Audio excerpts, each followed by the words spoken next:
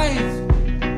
And the point is enjoying who you share it with.